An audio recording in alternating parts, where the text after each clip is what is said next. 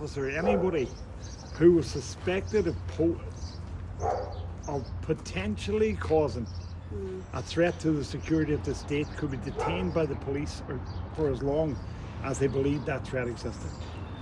So on the 9th of August 1971, around 400 people, all from the Catholic community, were detained by the army and police and taken off to internment camps. And protests start all over the north against internment. Among those 400 people, 14 of them were selected for what was classed as in-depth interrogation, using techniques that had been developed by the CIA in Vietnam. Sleep deprivation, white noise, stress positions, all of that stuff, all the Abu Ghraib stuff. This is nothing new. We had it here in 1971. The hooded men, these guys were like hooded for a week. The hood wasn't taken off for a week. The hooded men, as they were called, eventually took the Northern Ireland government and the British government to the European Court. And the European Court found initially that the British government was guilty of torture, but then that was amended because it wasn't done for any purposes of gratification. So they now described it as inhuman and degrading treatment. But protests started all over the north, and the Civil Rights Association, rather than have all of these smaller protests in Belfast and Coal Island and Portadown and Derry, decided to hold one big protest here in Derry on the 30th of January 1972.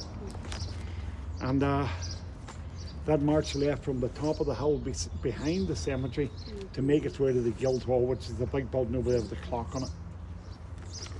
And the government decided that that march wasn't going to get to the Guildhall. So the soldiers block off the street that was the access road down to the Guildhall. And the march would now be shepherded into the Bogside, over to an alternative platform that was set up over here by the wall over there that says you are now entering Free Derry. March came down, 20,000 people on the march, and a lot of people complied with the instructions of the Civil Rights Association and the stewards. They agree to go to the alternative platform rather than get into a riot with the army. But you're 19 years of age, and I didn't come from the Creggan. I had to go to Free Derry Corner. I could do that anytime. I came to go to the Bogside, or to go to the Guildhall. And with 50 other people, we went down and we pushed past the stewards that were blocking the road and went down. And as they say here, engaged with the army. And the shouting and roaring started and lasted a couple of minutes. And the first stone got thrown, the first rubber bullet got fired. Then the next thing was the tear gas started getting fired. And then the soldiers brought up the armoured car, or the water cannon, and they started spraying with the water cannon.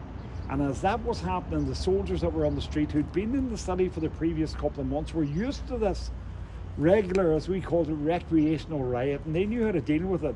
Eventually it would just fade out and people would just go home.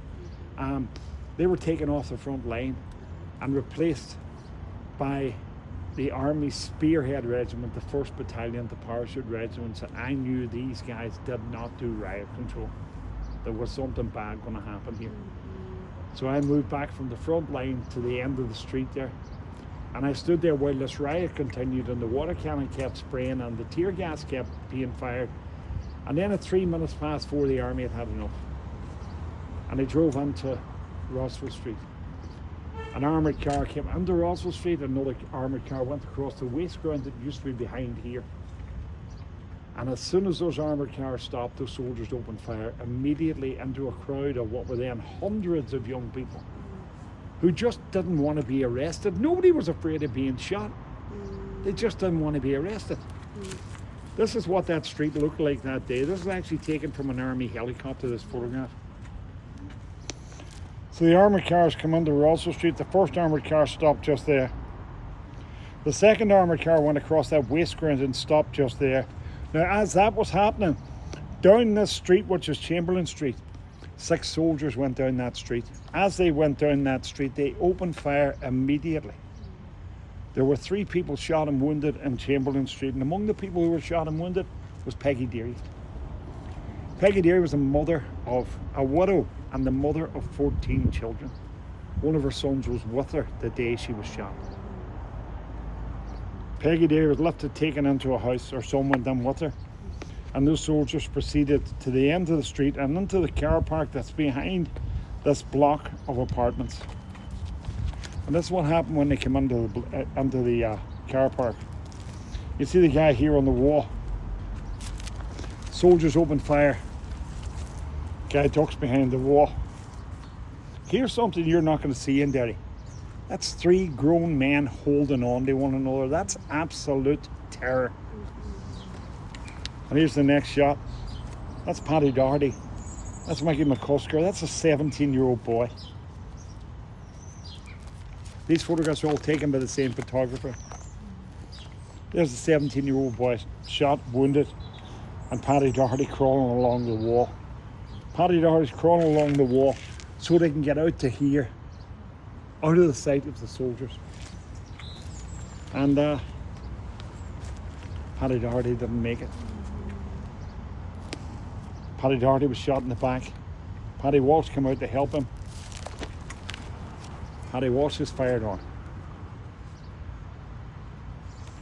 And that's him taking Paddy Doherty's body from here down to an ambulance that would have been down there just on the main road. The ambulance was there, and the guys with the white coats, who are a voluntary first aid crew, were there for one reason. In case somebody fell and twisted their ankle, or somebody needed a drink of water, or somebody had, this was first aid. That's all. They were a voluntary first aid crew. Nobody there had shell dressings on them. Nobody expected anybody to be shot or killed. And while all of that was happening, here in the car park behind, 17-year-old Jackie Duddy, running alongside his parish priest, is shot in the back. That's probably one of the most famous photographs of Bloody Sunday. Father Eddie Daly in the blood-stained handkerchief, and in the middle of all of this is Jackie Duddy, 17-year-old Jackie Duddy. This operation isn't 5 minutes old. And this photograph is taken by the same photographer who's actually standing where that gate is now, looking down here. There's a body, there's a body. There's the ambulance. A close-up of the ambulance. There's one of the first aid workers. He was actually in my class in school. And here beside him, lying feet up on his back, as another body. And they're not finished yet. Just want to get into the corner here. Sign is now to the other side of the street. It's a rubble barricade. This is the front door of the apartment block. This is actually on the footprint of the apartment block. So this is the front door of the apartment block. And where this guy's standing, it's just where you're standing right now, Tom. But for him to stand there,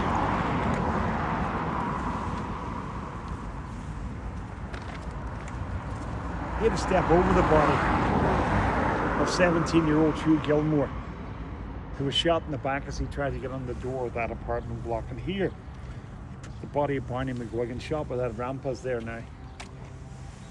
Bullet went in there and came out through his eye, and that's why the pool of blood is so big there. This was the only one of these photographs I got in colour, and I couldn't use it.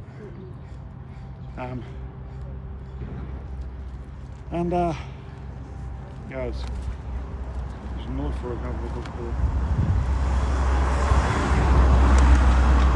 Yeah. There you are, Hugh Gilmore.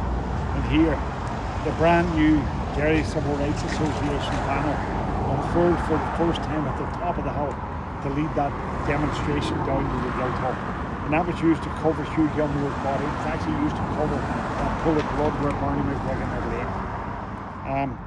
And they weren't finished yet. I want to go to the other side of the street here, folks. So the rubble barricade went from that side of the street to here. And that first armoured car stopped level with that mural with the dove on it there. And there's a low wall just to the right hand side of that. And this is the low wall.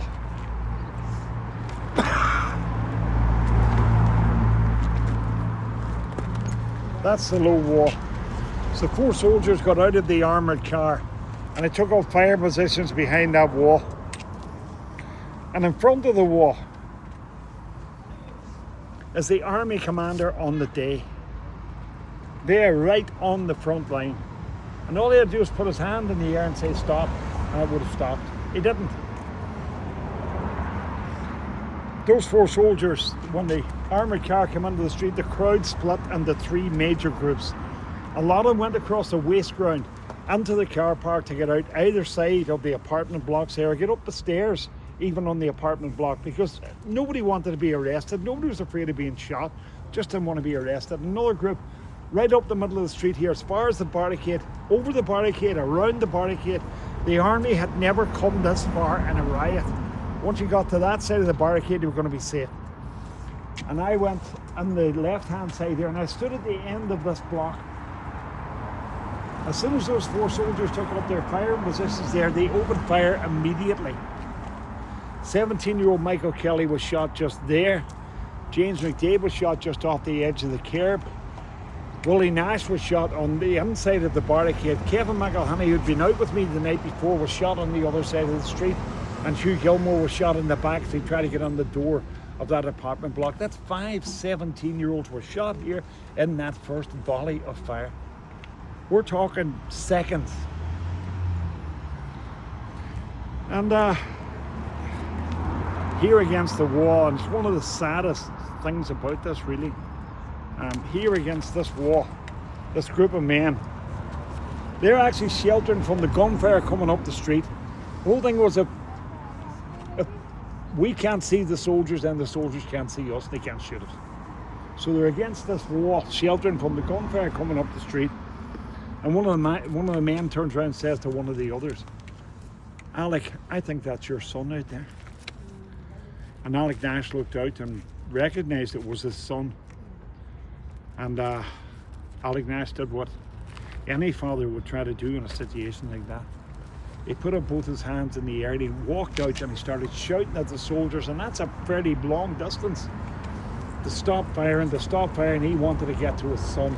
He got right over as far as where his son was, and there were 2, he could see the other 2 bodies. And Alec Nash went to put his hand on his son's back, and he was shot in the shoulder and shot in the ribs. And when he went down, before he went down, he actually managed to look at his son and realise that's it.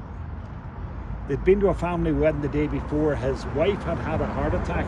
She was in the cardiac ward in the hospital. Alec now ends up in the emergency room being treated for 2 gunshot wounds, and his son ends up in the morgue. You know,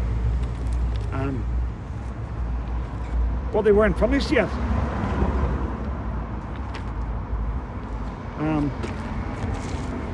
Two of the soldiers that were firing up the street went through the archway that used to be under that ramp. They came to the top of the ramp. They saw us here at the wall and they opened fire on us. And we ran from the wall into the car park just behind us. 2 cars in the square, not an awful lot of cars about at that time.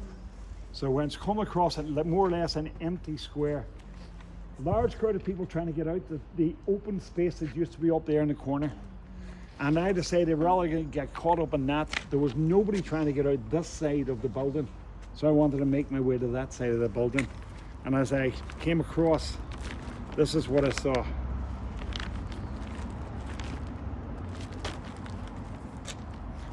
These guys had managed to get out and lift Michael Kelly's body. Lifted Michael Kelly's body and were carrying it across the square here when this photograph was taken, and out the gap that used to be up there in the corner. And among these guys, this was Joe Friel. Joe he was my class at school. And this was my friend Jim Ray. And Jim and I had been on every march that had happened. Jim was on my basketball team, he was on my cross-country team at school. And we'd been on every march from 1968 right through to that day. And that's my friend Jim. Joe Friel steps out just as somebody shouts, "The Brits are in." In other words, the soldiers are here. And a soldier came around the corner, he dropped to his knee and he fired his first round. And I didn't know this. But across the street in the 3rd floor window, somebody took this photograph. The soldier's first round, that's a 16-year-old boy. shot in the stomach against the fence that used to be just for the front of this building is now. The soldier's second shot, 17-year-old Michael Quinn. The bullet went in there, it came out there, it went in there, exited at the side of his nose. He survived. His own adrenaline, his own momentum kept him going forward. And out of this group up in the corner, 3 guys ran out, and 2 of them grabbed him before he hit the ground. And the 3rd guy that ran out was my friend Jim Ray. And that big, tall, skinny guy in the middle of that picture's me. So both of us now run to get out the corner over here. And that's only going to take a minute to that road. And at some point I thought Jim had gone past me. This was open all the way back here. So I got myself back to here, actually further than this. I threw myself against the wall. At that point, most of the crowd that had been in this corner had now cleared. They'd run off through the open space that used to be through here. There was a low wall that came out from there to here. And down here at the bottom of this low wall, there's a woman. And she starts screaming, "Get up, young fella, get up, the soldier's coming." I'm against the wall here, probably about 3-4 feet back from that. Again, the same thing, if I can't see him, he can't see me, so he can't kill me. And this woman shouting, "Get up, young fella, get up, the soldier's coming." She's shouting that loud that I actually think she's shouting all the way down from there, down to where young Joe Mahan was lying about 40 feet down there, 30 feet down there. And then I realised what she was looking at. My friend Jim hadn't run past me. My friend Jim was lying here. His head was here. His feet were back there. The soldier walked across the square. The soldier's first round had actually gone through his spine. Jim was mortally wounded, but he wasn't dead. And the soldier just walked across and casually held his rifle and fired another round into Jim Ray's back as he lay there already mortally wounded. That just murdered my friend. This woman, the scream from this woman, and I remember in the corner of my eye seeing either 1 or 2 people come out and literally drag her from there and back. And that left me and the soldier and Jim. And I looked at the soldier and I knew if I turned my back, I was dead. Mm-hmm. Everybody that soldier shot that day, he shot in the back. And I just looked at him. And then I looked at his rifle, and as I looked at his rifle, he looked down at it, he looked at me, and I just put his rifle down like that, and he just went. And he just walked off. What we didn't know was that another 4 soldiers had gone up the alleyway that leads to the far side of this block. Everybody who was in this space who'd gone through there were now facing a firing line of 4 soldiers who literally took shots when they wanted. And they murdered another 4 people on the far side of that block. And one of the guys who was killed, the autopsy shows it, was killed with both his hands in the air. And both his hands were in the air, and there was a young fella on the other side of him. And the bullet went in there, and it came out there, and it went into the young guy who was wounded. That's the same bullet. And Jerry McKinney was murdered with both his hands in the air, literally surrendering to the soldiers.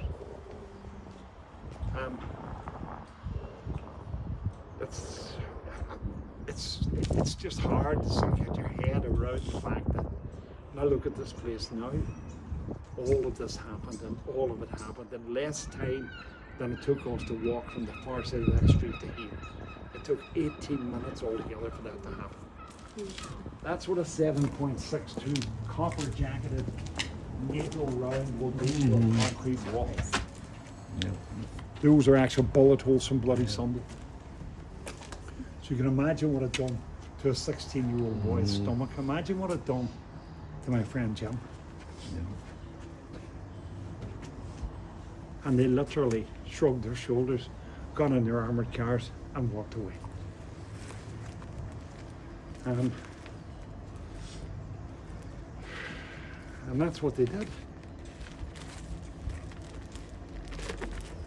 They murdered the civil rights movement on the streets of Derry that day. And that's what they set out to do. And what they did was they opened this conflict up. And I said to you about the woman along with her 14-year-old son who was shot and wounded, Peggy Deary. Peggy died in 1986, and before she died, she buried 3 of her sons as a direct result of her being shot on Bloody Sunday. That stuff doesn't happen in a void. Conflicts around the world. Sounds great, over the horizon war where you don't have to be face to face with your enemy. But every time you drop a bomb on a family or a village, you're not solving a problem, you're just creating a problem further down the line. And this conflict is actual living proof, dying proof, dead proof of that happening. And that's not counting the tens of thousands of young people who ended up in prison. And irrespective of where they were from, the 3,500 lives that were lost here because the 18 minutes that it took to do this created what happened following it. If Bloody Sunday hadn't happened, I have absolutely no doubt that we would have gone into some kind of a stabilisation mode, and we could have had the internees out by the end of 1972, and this conflict would have ended. 1972 was become the bloodiest year of this conflict. 498 people died here in the north in 1972, and I'm saying most of that directly as a result of what happened here on Bloody Sunday. Guys, I'm going to give you a minute to get your heads around that. There's a million other things I could say about this, but I'm sort of getting to the point you don't give people so much information that, you know, without sort of drowning you out altogether. But that's, you know, I mean, that's the experience of this. And as I said, I mean, I've spent the last 40 years working not just here but around the world, and an awful lot of lessons learned from here. I enjoy traveling, I enjoy doing the work I do, but you know, I've seen sights I'm glad that not just have I seen sights here, but I've seen sights as I've traveled I'm glad my children, my grandchildren will never get to see. You know, I mean, one of the things I actually raised, and it sounds like, you know, I'm sort of diminishing what happened here, but that was not the intent at all. But I stood on the side of a hill in Bosnia, and when they fully excavated the side of the hill, over 3,000 bodies. More people were killed in one day than were killed in 38 years of armed conflict here. And you start looking at that, you know, and when you think that, I mean, particularly with the Bosnian conflict, these were people who had lived side by side from the end of the Second World War. And all it took was an excuse to reawaken the wounds of that war, to allow neighbour to turn on neighbour. These are families, Muslim, Croat, you know, Christian, Catholic, whatever, who had literally married each other across the street and now are deadly enemies. That's how fickle manipulation can be. And that's what it is. It's manipulation. You know, the Congo, I mean, how, you know, who sets out with a plan that says, as soon as we play this piece of music, as soon as we mention cockroach on the radio, 10,000 people are going to die every day for 100 days. 1 million people in 100 days. Where's your head at when you can put that together? But that's what happens. And also somebody can maintain or grasp power. And the sad thing about it, I've said this many times, is that the potential for what happened on the streets of this city exists right now in every major city in the United States. And just think about that. We went out there looking for houses, jobs and boats. There are people out there protesting about redistricting, which is the same thing we were talking about, the gerrymander. You know, a year from now, depending on the response of government, you could be in the exact same position we were in here. Guys, we're on way